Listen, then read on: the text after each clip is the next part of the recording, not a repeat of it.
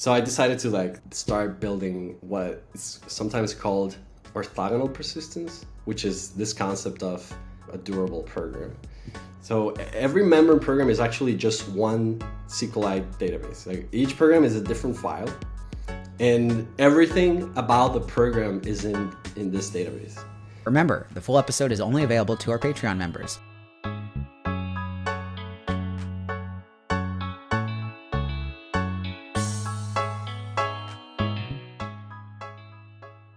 Hello, welcome to the DevTools-fm podcast. This is a podcast about developer tools and the people who make them. I'm Andrew, and this is my co-host, Justin. Hey everyone, our guest today is Juan Campa. Juan is the creator of Membrane.io, still in development platform for simplifying API automation and internal tooling. I'm really excited to talk about Membrane. But before we dig into that, Juan, would you like to tell our listeners more about yourself?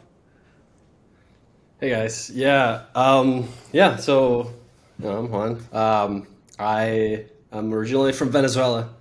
I have a background in game development. I spent about 10 years, a little bit more than 10 years working in game development, and worked on everything from console games to mobile games, and even web games. Then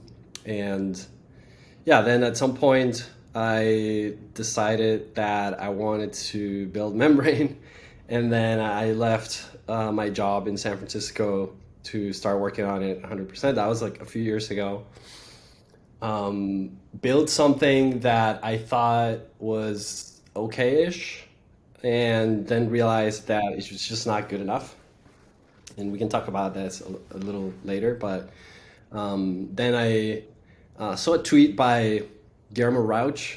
He is the CEO of Vercel, and he was looking for someone to work on their terminal called Hyper. And so I was like, maybe I can just start working with Vercel for a little bit. So I just replied to the tweet and started hacking on Hyper. And then, he liked that, and he hired me to work for Vercel. So I spent 2 years there as the lead in the CDN team. And then at some point I wanted to go back to working on Membrane again. So I left Vercel, went actually back to my previous job for a little bit in game development because Vercel was very intense at that time. It was a very small company back then. We were like 20 something people. And so I was a part of the infra team, so pager duty calls was constant. So I was like, okay, maybe I can go back to my previous job at Zynga, and that is a super chill job, but I get to work on the stuff that I already know, stuff that I built. So I went back there, worked for a little bit, and then I guess my last thing I did was join Mighty, also via Twitter. By the way, I love Twitter because I always find jobs there. So Hale posted something about hiring what they call a builder in residence program, where you can work on your startup but also work 3 days for them, helping out in their product. So I got accepted for that program and worked 3 days a week on Mighty, and then the rest of the week I was working on building Membrane. And that I don't know if you guys heard, but that just finished a couple of weeks ago. Yeah. They decided it wasn't working out. So now I'm at Membrane 100%, and hoping that I can show it to the world and onboard some users in the coming week or two. Yeah. Nice. It's super exciting. It's pretty cool that you went from game development into sort of more, I guess, traditional SaaS-y worlds. So maybe you can talk a little bit about Membrane, the product. So I read, so you have some Medium posts about it. Back in the day, it was originally for game developers, right? There's or games or something. Is there's some writing around that originally. So Yeah, right? what is membrane, and like what are you hoping to accomplish for it? Yeah, that part it's a little bit about where the inspiration came from. I think I came up with the idea of membrane, and then looking back, it's like, oh, okay, yeah, this is why I have this intuition that membrane would be cool. Is because in game development, you're dealing with this engine, with this universe, and this universe is completely programmable, right? Everything is programmable, even the people, right? The NPCs in the game is there. You can make them do whatever you want. You can control the weather, the walls of the cars, the doors of the cars, what speed things are running. So I had just like intuition of like things should be more easily programmable. Everything should be just like an object in the game, and you should be able to control or at least read the values that the object represents. So I kind of wanted that for the real world, and of course that's only now beginning to be possible because everything has an API, and the world is more connected, and even physical things have APIs. So that's kind of where the idea came from. And so basically, what it is it's a place to write programs to build personal automation. So it's like a JavaScript engine that's optimized for personal automation programs, or more generally, what I call small applications. So something that's really small. We do have excellent tools as an industry to build scalable things, but we have not the best tools to build things that are for one user. Like I want to build a little program that's for one user. What is the best tool for that? And I'm hoping that membrane is that. Yeah, I mean I can elaborate on all the features and stuff, but yeah, basically, first of all, I wanted to make it really easy for someone to just automate something, right? And in order to do that, I wanted to skip the whole learning process. Like you don't have to learn a new platform and how it works because that already it's like you already need if you're trying to automate something that's relatively simple, the overhead of automating that thing has to be small enough that you actually gain productivity by automating it, right? Otherwise, you're wasting more time. Right, right, yeah. Um, so, so yeah, yeah, I think we've all like done that. Um, and so how do I do that, right? And then so the first thing is build it right into the tools that we already use today. The most used IDE is Visual Studio Code, and the most used language is JavaScript. So I wanted to leverage that. So okay, everyone already knows this. Let's just build it on top of that so that you can just use what you know. Um, and also leverage all the learning resources that are out there already um, available. And so that's one of the things. The entire thing is built inside of Visual Studio Code. You just install this extension. You press a button to create a program, and it just gives you a empty JavaScript, actually TypeScript, so it's a little better. Gives you an empty TypeScript file that doesn't do anything, and it cannot do anything because it doesn't have access to anything. So that's the other feature that's key to Membrane is this whole concept of a graph that is the main thing that programs use to manipulate the world and understand and read APIs and control things out there. So so you get this blank program that doesn't do anything, and then you go into your graph, you grab whatever inputs or outputs that you want, and you just grab them, drag and drop them into your program, and now that program has access to those things. And those things can be, very low level, quote unquote, like an HTTP request that program wants to perform, or it can be like higher level, like an object in an API. Like for example, hey, I want to write a program with this GitHub issue, like a specific issue of a specific repo. So I find that issue in the graph and then drag and drop it into the program, and that program has access to that issue and only that issue. And then you can write any sort of code that you want with that. You want to observe the issue for new comments, for example. That's something you can easily write in like 3 lines of code in Membrane. So yeah, that's sort of like the core features of it. There's a lot more, like the fact that programs are durable. So when you're writing code in Membrane, if you want to store any state, let's say that you write a program to run a poll in Slack in your company, and you want to store the responses of that poll. Normally you have to store that somewhere, right? Because your program is running and it's going to die eventually. So you have to put it in a file, or you have to put it in a database or somewhere. With Membrane, the entire state of the program is persisted constantly. It's like constantly persisted and efficiently persisted as well.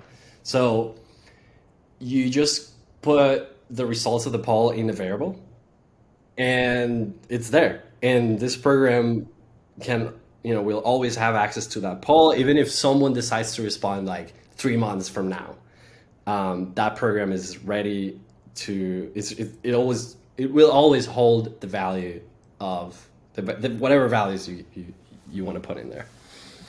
Yeah. That was definitely one of the things that I wanted to talk about. That seems pretty magical. I mean, because it's like, if we think about, a lot of, like, if you're starting with a programming project or an automation tool or something, like data persistence is a pretty key thing. It's like, maybe you can reach for SQLite if you know how to interface with SQLite, or like get an ORM and set up all that stuff. And it like becomes this whole thing.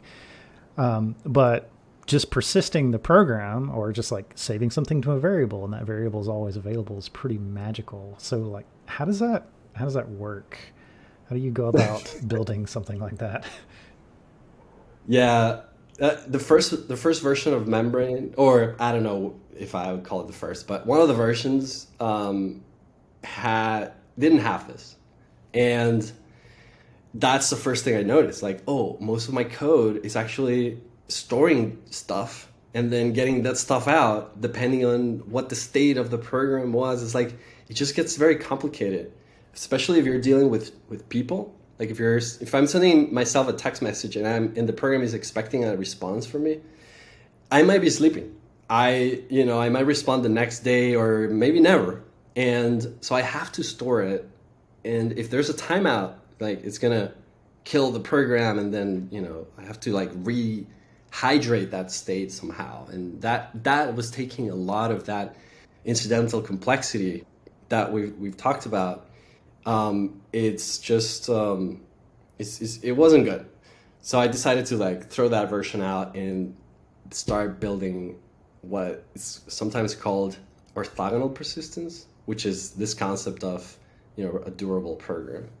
And the way it works is, so you mentioned SQLite or SQLite, and that is actually what's behind a Membrane program. So every Membrane program is actually just one SQLite database. Like, each program is a different file, and everything about the program is in this database. So every message that it receives, it first goes in the database, and then it's processed. Like, it has to go first in the database. And then every message that this program wants to send out to the world, even if it's like an HTTP request or anything, it goes in the database first. And then someone else is looking at the database like, there's a new message in the in the outbox of this program. Let me send that out. And then the response is put back in the database. So it's like event sourcing at the granularity of a single process. So yeah, and there's one table in that database that's called pages. And that is the memory pages of the JavaScript process. So I use QuickJS to run all your code. And I like QuickJS because the memory footprint is very slow, and it's an excellent JavaScript engine. And what I do is that there's this concept in the Linux kernel called soft dirty pages, and it's a bit that every chunk of memory has that you can clear, and then if someone writes into that page of memory, the Linux kernel will flip that bit and say, hey, this page was written to. So I can run a program and only serialize the pages that actually changed. So it's very efficient in that way. And then what I do is literally write that page, compress it, and put it in the SQLite database. That's awesome. That's it. So you're literally just hydrating the context of like the JavaScript execution engine, and then like, yeah, that's cool. That's cool. Yeah, it can be made even more efficient. And I'm using also WebAssembly because of the memory model. It's so easy to reason about. Right. They have the linear memory model. So I literally just have one array of data that needs to be serialized. So I start with a blank program, and I already know the serialized version of that, so I don't have to serialize that blank program. And then as I put code in it, as the program runs and handles messages and stuff, it starts changing the memory. And then so I only save the diff of all of those pages in the WebAssembly linear memory. And I'm saving more data than I should, so there's even like more optimizations that I can do, but it's something for the future.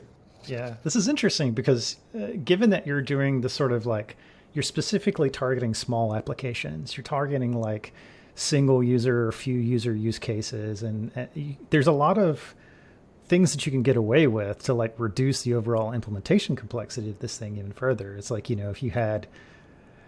I'm sure if you had like thousands of users, you wouldn't necessarily want to be like serializing and deserializing memory like this. But like in the case where it's like not that many users, it's like not a huge deal. And likewise for using SQLite, which is like great because it's like you reduce the overall like servers that you need to maintain this application or whatever. So that's pretty cool. Yeah. That's a really good point. If at one point I listed the core goals of Membrane, and performance was at the bottom. It's like, just make it really good to use, make it really observable that you can see. One of the things that another feature is that you can see everything that happened, that has ever happened. And if it's not in the logs, it didn't happen. Because, that's the only way that things can happen in Membrane is if it's written in the log first. So that, of course, is slow because hard disks, SSDs are slowish, but it just gives you the best developer experience possible in terms of observability. I call it perfect observability because there's nothing that escapes you. Like you can, there's another feature that because everything is in the logs, you can actually go back in time and be like, oh, what happened here? Let me go back to this point in time and rerun the code and see, and you can step through like the level of granularity that things are stored in the database is not, of course, not every line of code that is executed, but is every message. So I can go back to when that message was received and then run the code that was available back then, and just like it's completely deterministic in that way. Yeah. I was going to like ask you that exact question. Like, could you go back in time since you're like storing the full execution of the program at all the different steps? So that's super cool. Yeah.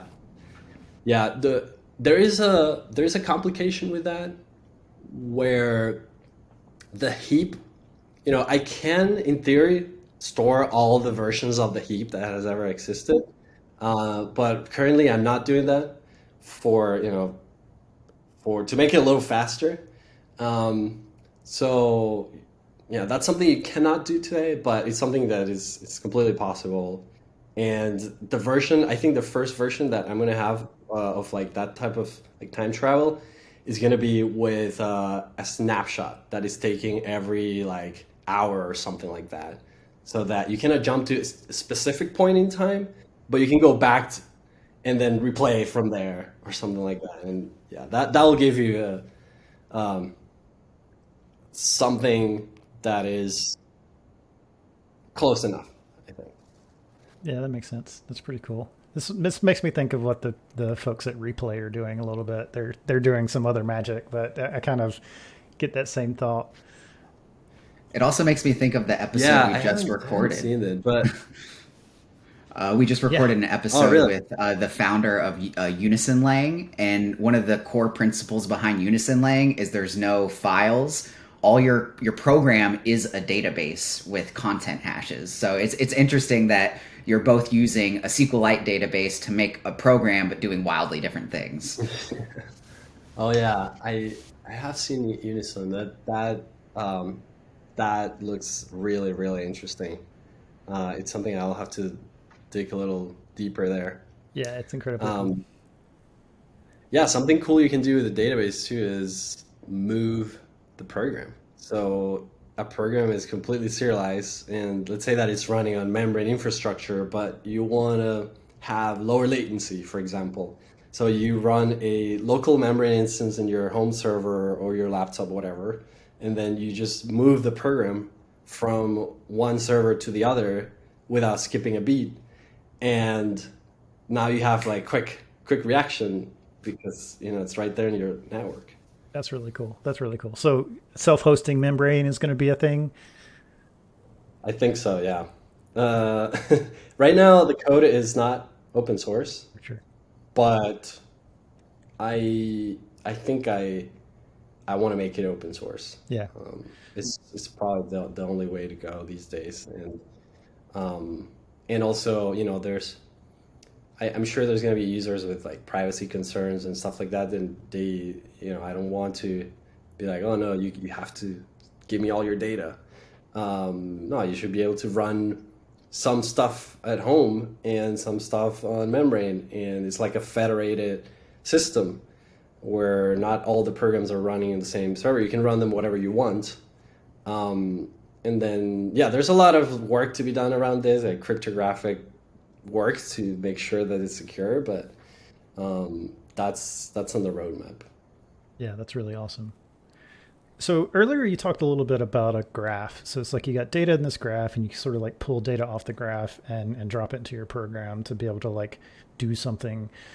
What is that graph? Like what backs that and how does data get into the graph? So it's like if you wanted to add new GitHub API stuff into the graph, like how does that happen? Yeah, that's a good question. So you as a user have a graph. It starts out empty, and when you create a program, you're basically mounting that program's graph on your graph. So it's like your graph is basically the combination of all the graphs of all your programs. Um, and some programs are what I call drivers, which are the programs that talk to APIs. And they basically bring that API into your graph. So say the GitHub program or the GitHub driver, it has a schema. So the graph is type safe. So the schema defines basically, it mirrors the GitHub API as a membrane schema.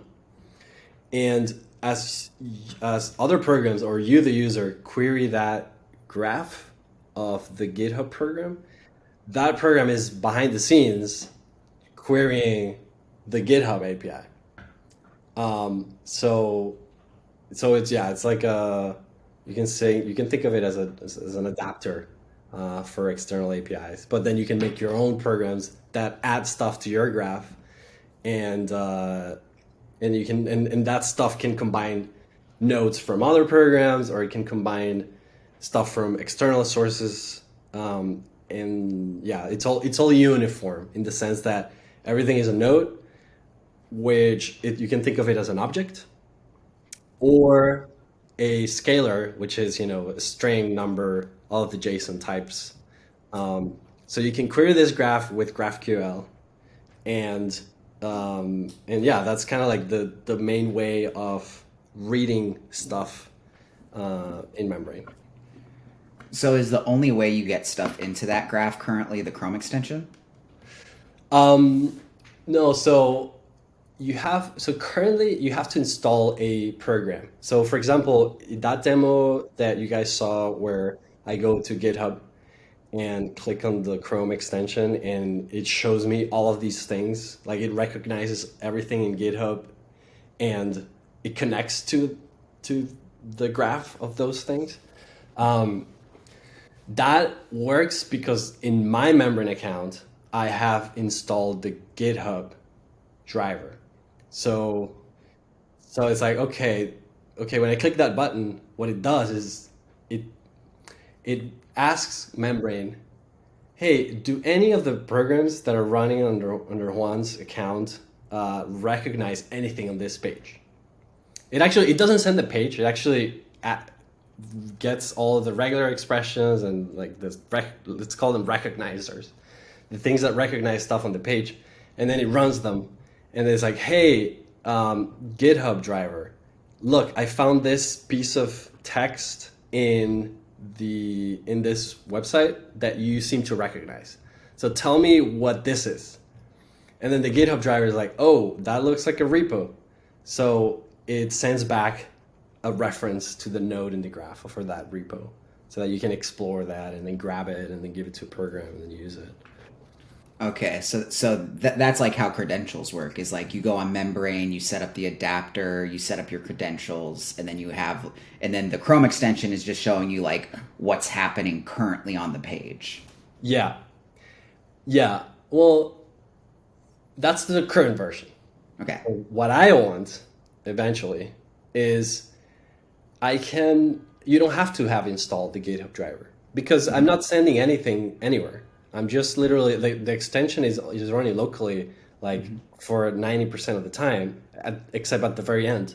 So what I can do is say, hey, you don't have running this GitHub driver, but there is a GitHub driver out there, and it defines these recognizers.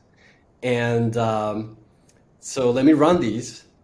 It's not gonna send anything anywhere, just like running it on the page, and offer you the option to now install that driver with a click from the Chrome extension. Like, oh, okay, this is available right now. So that way you don't have to like have installed stuff before you want to use Membrane. You're like, okay, I don't want to automate something with GitHub. Like, you don't have to previously have thought that you're going to do that at some point and have installed the driver. Instead, you just like, oh, I want to automate this thing on Twitter. Let me click the button. Oh, all these things are available for me to use in my automation. Let me grab some of those things. Oh, I need to install the Twitter driver. Okay, click the button. And that's it. That's like the ideal. So in that idealized world, is it also handling like setting up API tokens and all of that? Because that could be like the hardest part of interacting with an API, especially like the Twitter one. Yeah, that's a really good question. And that's something that I haven't completely figured out yet. Currently, you have to bring your own keys. So as opposed to like things like Zapier or I don't know, Zapier, where they have their API keys and you just authenticate via OAuth 2. Currently, in the current version of Membrane, you have to go and get an API key from the service and then install it and then do OAuth with your own driver. So it's a little more complicated. than it should be. Uh, some APIs offer a personal access token, which is the ideal way of interfacing with stuff. So, for example, GitHub has a personal API token that you can generate, and then you just copy and paste that, and that's it. But some APIs do require OAuth, which means you need a client ID, a client secret, and then to do the whole flow.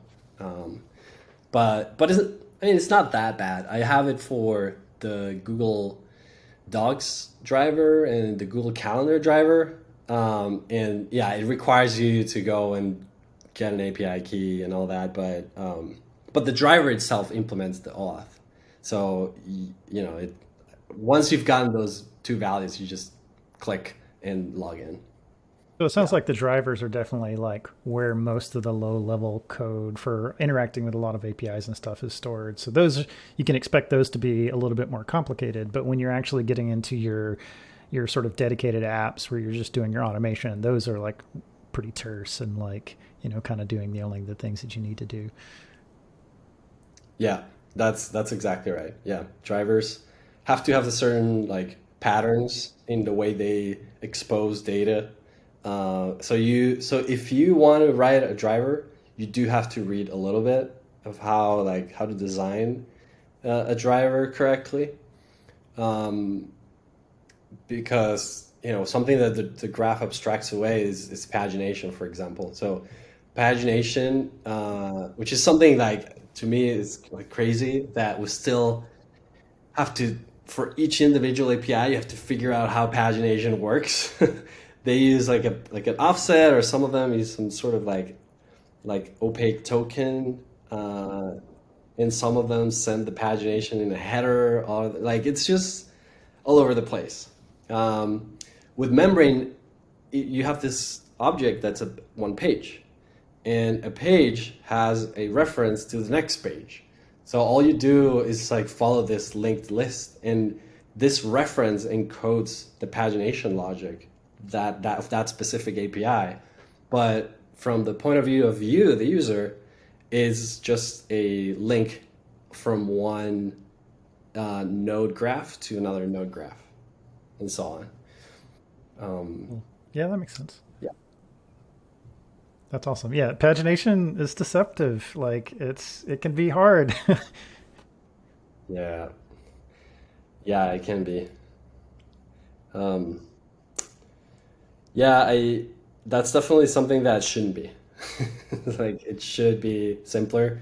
And well, I mean, there are some trade-offs between different modes of pagination, where some pagination systems like, hey, give me the page after this element, which ensures that you're not going to be seeing the same element again. And some pagination systems are like, hey, give me the elements after this offset. It's like there's a trade-off between the two systems. Um, but in Membrane is just abstracted away. It's just, hey, from one node to the next and to the next and to the next and so on. So you have a demo that I thought was really cool where you sort of show like you visualize timers and the time they're taking. So Membrane has like a cron like functionality. Can you talk a little bit more about that functionality and sort of the visualizations that you built? Yeah, the SQLite database I mentioned before has a table called timers, and that table, you can from the code you can create timers in that table basically. Um, and each program, that's just a row in a database, and then the execution engine looks at the database of all programs and all the timers, and it just fires them, when they need to fire, writing something in the database. Hey, this happened. This timer just fired. Um, and but then from the client side, you can get those timers that the program has set, and then look at their specs and say, okay, this timer is supposed to fire at this specific time in the future. So that's what the client is showing you is this like this bar of is how long until we hit that point in the future, or if the timer is like a repetitive timer, like a cron job type of thing, then it can show you all of the times in the future that it's gonna execute it because it's like it's predictable, I guess. So if you're from Visual Studio Code, you can just hover on each timer that the program has set, and then see how long it's gonna take until it fires, and then you can also see what code is gonna run when that timer fires. Like you can compare this to something that people use today, which is like set intervals, set timeout, or even cron jobs. Like the experience is hidden. If you use a cron job, it's like, okay, I trust that that's gonna run, and then if it runs, it's gonna run some script or something. With Membrane, you can jump directly into the code that's gonna run, and you can see it visually, like, oh yeah, this bar is about to hit 0. Let me just keep an eye on this because it's about to run. Yeah, and you can also run the action manually. Like if you set a cron job, and then you're like, okay, I just changed something. Let me make sure that it actually works. You can just like click on the action and then invoke, and that's gonna run the code for you to try it out, test it, whatever. What happens if it fails? So you have a cron scheduled, and then like cron fails. Like, do you do anything special in that case? Not really. I mean, other than showing you the error, I don't really do anything special. I mean, showing Of you course, there you is can probably always. plenty sufficient. That's something that always happens. Is like you set up a cron somewhere, and it's like just off chugging, and then like at some point in the future, it just starts breaking for inexplicable reasons, and it takes Yeah, you forever to figure out that, oh, this service or this task isn't working anymore. right. Yeah, the key to me is observability. Like, if you know everything that is happening, then you can take action. And action can be as simple as, because everything is referenceable, even the code that is going to run when the timer expires, I can, oh, okay, this timer failed. Let me click on the action that was going to run. In that, this action can have parameters, like it's a whole like function call. You can think of it, assembled, ready to be invoked. And then so you can click on it, and maybe the parameters were wrong. So you can just edit the parameters and then invoke. And it's like, okay, I caught up with the cron that just failed by manually running it, but that only took 2 clicks and just one modification. Um, or you can just like change the code quickly and then invoke it again. You can do that as well. That's pretty cool. That's pretty cool. So you said that like the roots of Membrane kind of come from games, and so I read an article where you basically show that in games you can like click on an object and see all of its properties. I assume in those cases like they haven't really set that up. That's just like how it works. Like you can just see into them. Am I wrong with that? Yeah, yeah. Game engines are extremely advanced pieces of software, and the cool thing about game engines is that they are designed to be general enough that you can build any game with them. Or at least most of them are, right?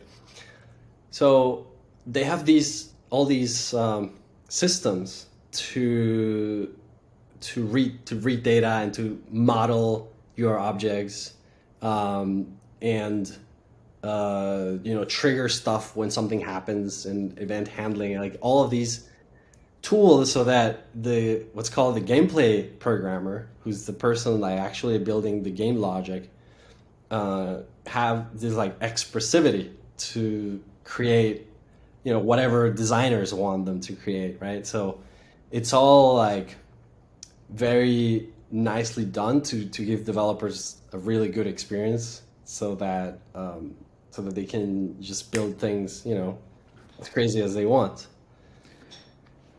Yeah, so with membrane today, that's why there are those like adapters, is because there's not this like structured layer in web development where like if you just do some things it becomes available. Like Right. my dream for something like membrane would be if it could go that distance where it's like I don't have to have an adapter. Like my use case, a lot of the times in my early career, I would hack on an internal API from some service that I use. Would that possibly be possible maybe in the future of membrane? Because like going back to the Twitter example, Twitter's public API is quite limited. If you want to build a Twitter clone, you're going to actually have to start looking at the network tab and figuring out like how their internal API works. So is something like that on the horizon? Yes, yes, definitely is. I have two thoughts on that. One is the the Open API specs. It's something that I could leverage in the future to automatically generate drivers, at least an initial version of drivers. But then there's also the private APIs, which you're totally allowed to use them, because it's not Membrane giving you access to those private APIs. It's you dealing with those APIs, right? Um, so there are ways to generate like the har files in the browser you can download, and there are actually people working on on interpreting those har files and turning those into API specs. I think there's a startup called there's at least two startups. Akita is one of them, and Optic, which I've talked to those guys a few times, and they're like interpreting the traffic to generate an API spec, and from that API spec you can generate the driver. Yeah, yeah. Well, from this whole conversation, it feels like membrane's a lot like Wireshark, but with like a lot more structure put on top of it, to where you like you can see what's happening, but you can actually use it too. Like that's my dream tool. Like my next question would be like, could we ever see membrane on a mobile device? Like how might that work? Yeah, yeah, I thought about that as well. So one thing I didn't mention is that exploring the graph is not the ideal interface for anything, right? Like, hey, if I want to send an email, I rather use gmail.com than going into the graph and finding the right node to invoke the correct action to send an email, right? Um, but that is not necessarily the end game. So the each node in the graph. So you can build UIs on top of the graph that are custom for you, or at least someone created and you can just grab it and use it for yourself. So what is a UI? A UI is just something that behind the scenes is talking to an API, and um, but if you can build a UI that behind the scenes is talking to the memory graph, that can be then you can swap them out. You can be like, oh, there's this UI designer who is awesome, and he created this whole set of UIs for email and GitHub and all these things, and because they don't want to deal with specifics of APIs, they just deal with the memory graph and build UIs on top of that. Um, so if that's the case, then you can even run on your phone and just access things there, um, and then you can always like flip. This is what I imagine. It's like you're interacting with your memory graph via this GUI, and then you can always like click a button, and then it just like flips, and then you see the API version of whatever you're doing. So you can flip back and forth. Yeah, that's really interesting. There's so many like there's so many things bouncing around in my head. Going back to the like API conversations about like generating APIs and HAR files and everything. So this reminds me a little bit of GraphQL Mesh from the Guild, which is like a tool to like take any like have an open API spec or like sort of any of these things and turn them into a GraphQL graph, which it sounds like is like kind of the thing that you'd be going for there, is like get it all meshed up into your graph. That is super awesome. I am incredibly excited about the future of Membrane. It seems so fascinating. So, yeah. Thank you, guys. Well, that's it for this week's episode. Remember, the full episode is only available to our Patreon members. Thanks for listening.